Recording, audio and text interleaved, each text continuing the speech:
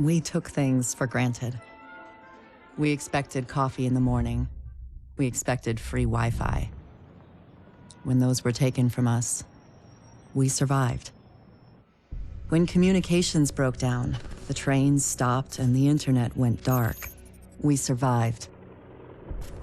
But when the pharmacies were looted and hospitals shut down, asthma became lethal. And with no police to protect you, did you own a gun? Did your neighbor? Some survived.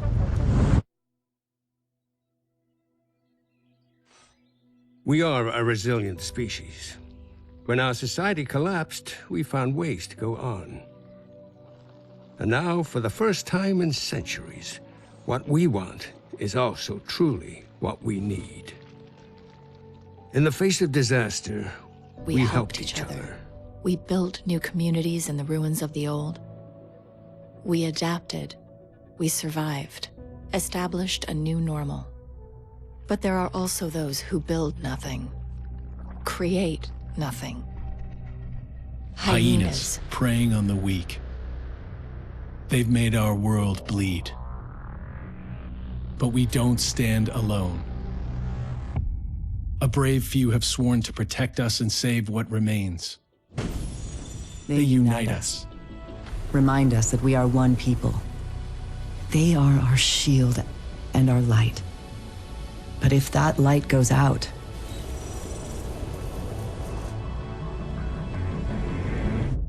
who can save us then?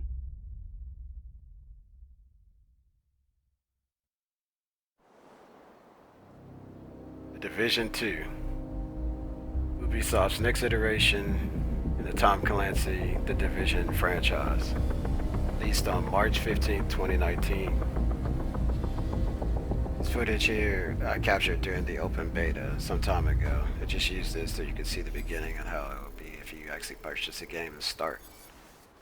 Then we're going to switch from this and actually move forward to a mission that I had already started, which is a World Tier 1 Stronghold. Incoming alert on the SHD. So 5 world tiers in total. You have to unlock Flash priority. Stronghold before you can advance to the next world tier, is under which is attack. held back by Hostile 2 main forces have reached our missions southern perimeter. that you've We are already in need played of but immediate have been assistance. invaded by the Repeat, Black need Tusk, immediate which assistance is from the any nearby main agents. enemy for endgame.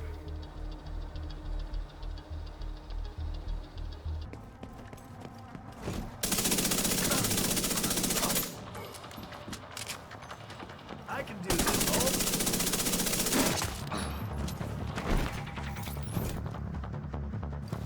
So this is the Stronghold to unlock to World Tier 2. All of the normal story missions that you played during the level process from 1 to 30 have been completed, and those missions have been taken over by the Black Tusk, which is the enemy that has advanced weaponry, such as drones and special weapons, just like you have as an agent. See here, they have drones that they are seeking towards where I am, and they actually detonate above me.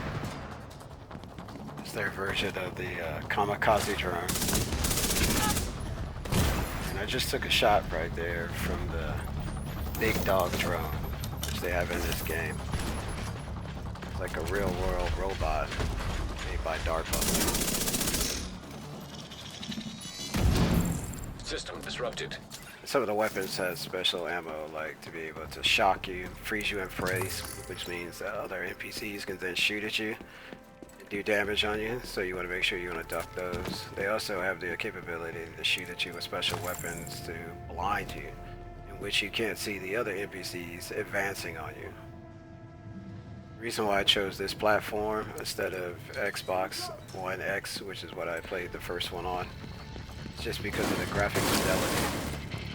You see here using the environment to my advantage. An NPC on the turret. I shot the explosive tank that's right beneath the turret, which then set the guy on the turret with explosive damage.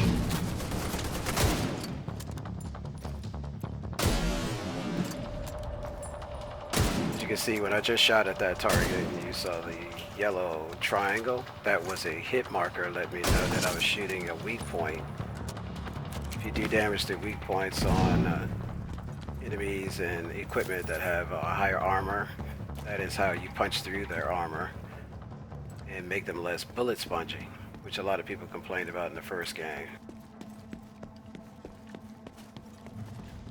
Get them! Weapons are free.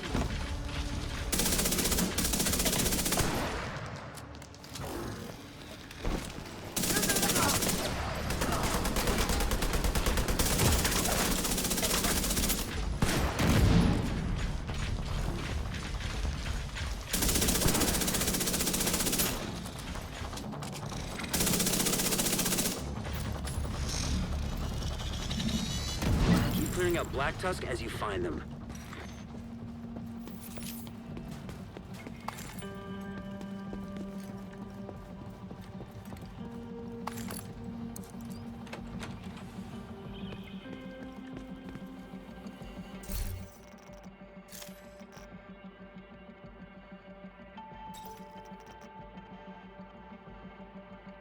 These are some of the things that I don't have unlocked, like Safeguard is not unlocked on this piece of gear. Hazard protection is considering like blindness, poison, fire, any of those things that have been put on me, status effects, and that's just the Berserker. Any of the status effects can be removed or have an appearance or a chance to do less damage to me based off of the protection level that I have on it. As I play through and I do really good, I get proficiency caches here that drop me higher tier weapons. Sometimes weapons that I use continuously will pop up, and sometimes weapons that I haven't used as a suggestion for me to try and switch up my play style. In this case, I got a sniper rifle, which I've been using a lot of. As you can see, the damage was a lot lower.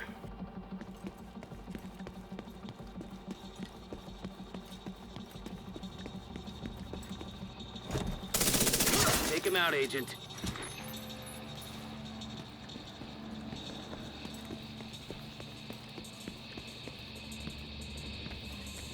Any of these graphical glitches that you see in which the game slows down or there's an audible difference between the way it normally plays, I was not noticing that during actual gameplay.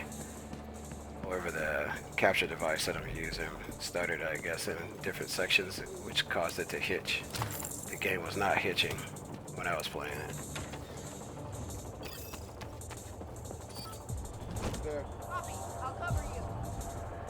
So there's an area here. You see those pulses that are going off. They're the EMP generator that's posted back there, which disables one of my special weapons and special attacks that I can use, such as to be able to use a healing drone or to use my turret. An EMP will render it ineffective, or sometimes turn against me and actually shoot at me. This is one of the special abilities that the Black Tusk has that normal players don't. Normal NPCs, rather.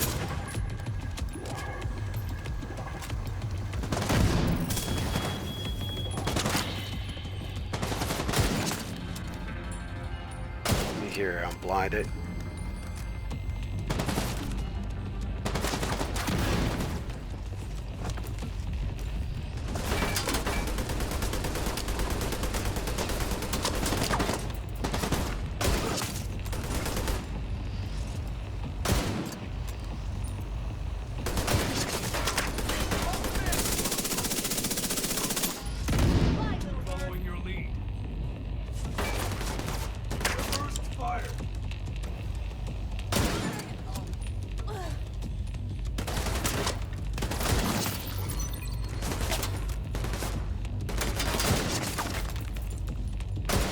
Whatever's causing this interference, shut it down. Electronic device detected. Probably a computer. Check to see if there's anything useful on there.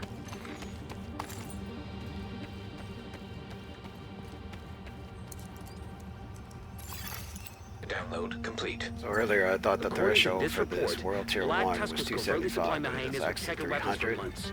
So Just just because the city over had a top constant of it. boil. But due They to aren't the just fact getting that I'm hyena playing supplies. They're taking using back my their property. talents, it's making me a lot Can't stronger believe and the able Black to Tusk take was down supplying the NPCs a hyenas lot this whole faster. time. Explains a few things, though. So differences between the Division 1 and Division 2.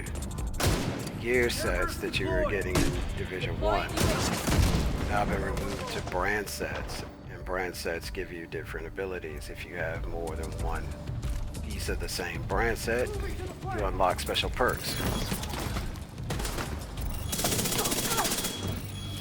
Those different perks can give you a damage multiplier. They can give you ability to have a shorter cooldown on your special weapons and special gadgets. This ammo that you see me running through is special weapon ammo for my grenade launcher. However, I haven't been using it. I'm able to go through this content without having to use a special weapon. So you only get a certain amount of that ammo based off of how you're doing through the mission and the enemies that you kill.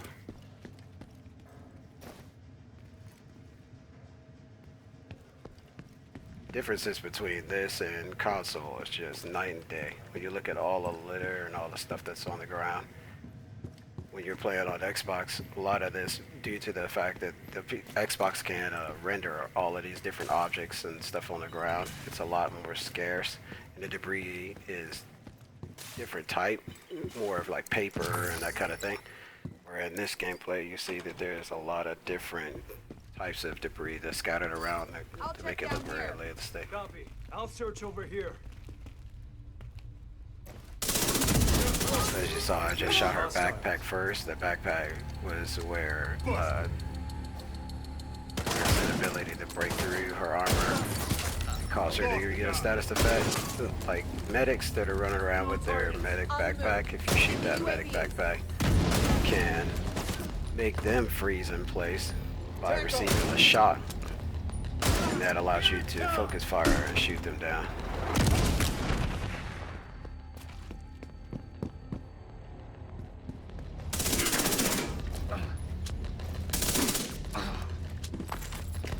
That was a resource that I just picked up there. Resources are used to getting hand to NPCs in order to get extra XP. When you could also use those resources to build and craft things, weapons, mods, things to that effect. I have not been using the crafting machine back at base station because I've been able to find good drops for the most part. On your flank. This rifle that I'm using here is not a rifle that I crafted, it was an actual drop. However, the color that you see on the rifle is a mod that it actually drops, so you're able to change your gear, give it different color effects. I could use those color mods on weapons and on gear to change the way they look. So as you continue to play through the game, you'll get different modifiers to change your gear and change your play style, cosmetic items, all things that were pretty scarce in the first game as far as getting things that you could actually modify your character to make them look unique. There are loot boxes in this game, however I have not used those. I only play through and get XP and experience that way and then unlock some of the cosmetic things that I can without actually spending actual money. You can see I'm running through and the enemies are doing different cover maneuvers in order to try to flank me, which they are extremely aggressive in the flanking maneuvers on this game. But NPCs are not bullet sponges. You don't actually shoot at them for long periods of time unless they are an armored enemy.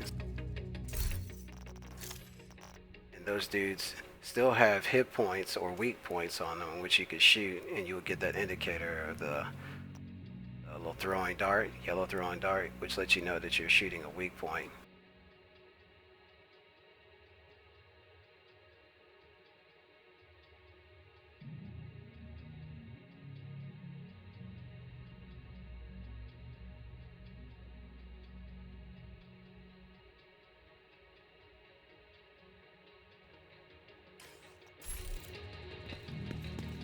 To be able to show you, if you pick a different piece of gear and you add it to your actual character, what it's going to actually do. So you can see the immediate effects on what's going on without having to use the DPS counter inside the base of operations.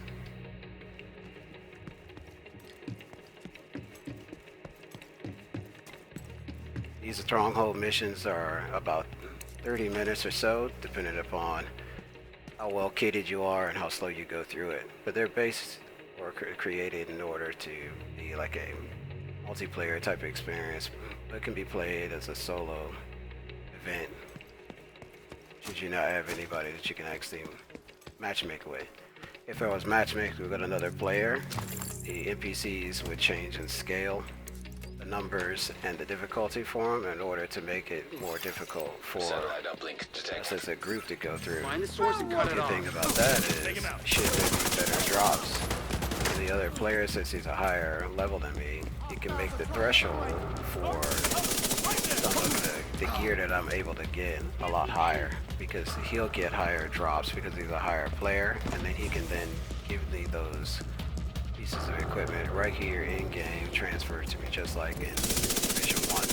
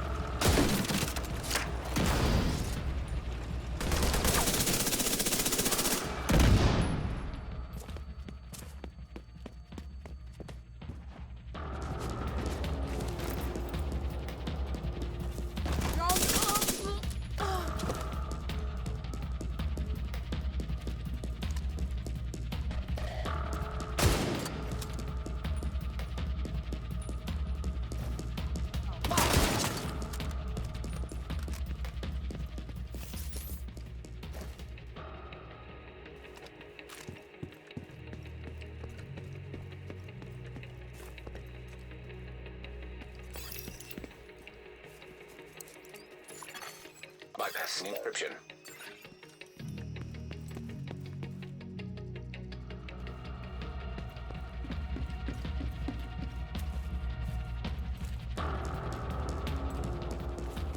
Got him. Understood. Opening fire.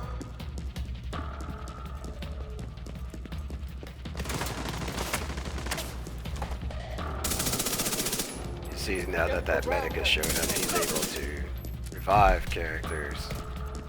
Not only going over to them and actually reviving them personally, but by sending his drone, which will fly out and go on top of the NPC that is trying to resurrect. And after a certain amount of time, it actually heals that enemy. So what I'm trying to do is focus the medic, because he's the main one that is going to cause this to be a longer fight. If I can ignore everybody else in order to kill him, then that means whatever enemies are in the field will be on the field. I won't have to worry about them Terminating getting satellite resurrected. uplink. As we see, we got another one. This guy here is a named boss, so he has armor, which are those white squares that are over top of his yellow HUD bar. As I knock away those squares, getting headshots because we have a modifier on this piece of equipment here. It's gonna make him a lot more vulnerable to my shots once I get through his armor. But since he is a medic, he can still revive himself and increase those armor blocks back over top of his health bank. Turret that I put down, and you can see whenever I aim at a particular enemy, you get the E. The E is allowing me to be able to hot swap and actually focus fire that enemy. So at any time I can make the turret focus that enemy. See, that's an example of what the drone looks like when it's trying to heal an NPC, which is what I just shot. As I said, they're aggressively flanking me, so I left the turret there to draw attention and prevents any other NPC to be able to run up behind me and try to flank them. But the life on that turret is now expired. You see it has 115 second cooldown, which is indicated by a little block this where the turret actually shows in my inventory.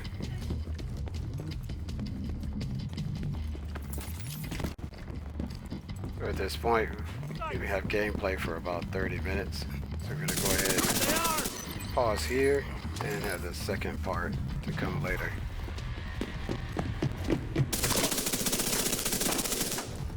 The uplink has been disconnected. Good work. I'll get our tech guys to try and analyze the data they were pushing, but it looks heavily encrypted. For now, just keep moving.